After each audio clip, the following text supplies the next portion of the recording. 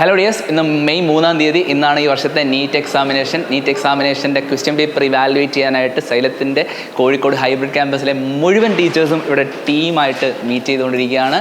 അപ്പോൾ നമുക്ക് അവരോട് ചെന്നിട്ട് എന്തൊക്കെയാണ് അവർക്ക് പറയാനുള്ളതെന്നൊക്കെ കേൾക്കാം. അപ്പോൾ മക്കളെ, ഇവിടെ എൻ്റെ പിന്നിലായിട്ടുള്ള 3 ക്ലാസ് റൂമുകളിലായിട്ട് ഫിസിക്സ്, കെമിസ്ട്രി, ബയോളജി ഡിപ്പാർട്ട്മെൻറ്റിലെ ടീച്ചേഴ്സ് എല്ലാവരും കൂടെ മീറ്റ് ചെയ്ത് ഇന്നത്തെ നീറ്റ് എക്സാമിനേഷൻ്റെ ക്വസ്റ്റ്യൻ പേപ്പേഴ്സ് ഡിസ്കസ് ചെയ്തുകൊണ്ടിരിക്കുകയാണ്. നമുക്ക് അവിടെ ചെന്ന് എന്താണ് നടക്കുന്നത് നോക്കാം. സോ നമ്മളിപ്പോൾ ഉള്ളത് കെമിസ്ട്രി ഡിപ്പാർട്ട്മെൻറ്റ് ഡിസ്കഷൻ നടക്കുന്ന റൂമിലാണ്.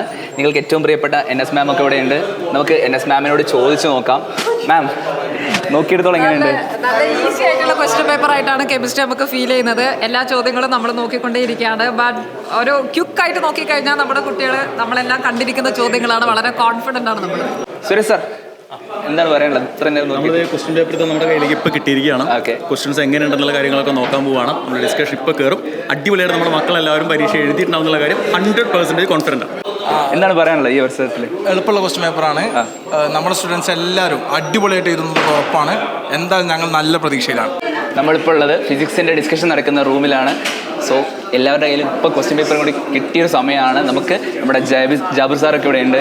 ജാബിർ സാർ, എങ്ങനെയുണ്ട് ഒരു ഫസ്റ്റ് ഇംപ്രഷൻ? വളരെ ഈസിയാണ്. അത് നമ്മൾ ഡിസ്കസ് ചെയ്ത മോഡൽ ക്വസ്റ്റ്യൻസ് ഒക്കെ തന്നെയാണ്. സാധാരണ നീറ്റിന്റെ ചോദിക്കുന്ന ഒരു സ്റ്റാൻഡേർഡ് കീപ്പ് ചെയ്തിട്ടുണ്ട്. പക്ഷേ എല്ലാം സിമ്പിൾ ക്വസ്റ്റ്യൻസും ആണ്, പഠിച്ചവർക്ക് ചെയ്യാൻ പറ്റും. സോ ഈ റൂമിൽ ബോട്ടണിയുടെയും സുവോളജിയുടെയും ഡിസ്കഷനാണ് നടക്കുന്നത്. നമുക്ക് നമ്മുടെ ശ്രുതി മാം ഇവിടെ ഉണ്ട്. മാം, എങ്ങനെയുണ്ട് ബോട്ടണിയുടെ ക്വസ്റ്റ്യൻ? നമ്മൾ ചെയ്യിപ്പിച്ച അതേ ക്വസ്റ്റ്യൻസ് നമ്മുടെ ക്വസ്റ്റ്യൻ ഡിസ്കഷനിലും ക്ലാസ്സസിലും നമ്മുടെ മാരത്തോൺ ലൈവിൽ ചെയ്യിപ്പിച്ച ഒരുപാട് ക്വസ്റ്റ്യൻസ് വന്നിട്ടുണ്ട്. അപ്പോൾ ഞങ്ങൾ ഭയങ്കര ഹാപ്പിയാണ്. ഒരു ഈസി മോഡറേറ്റ് ലെവലാണ് ഇപ്പോൾ ബോട്ടണി ക്വസ്റ്റ്യൻസ് കാണുന്നത്.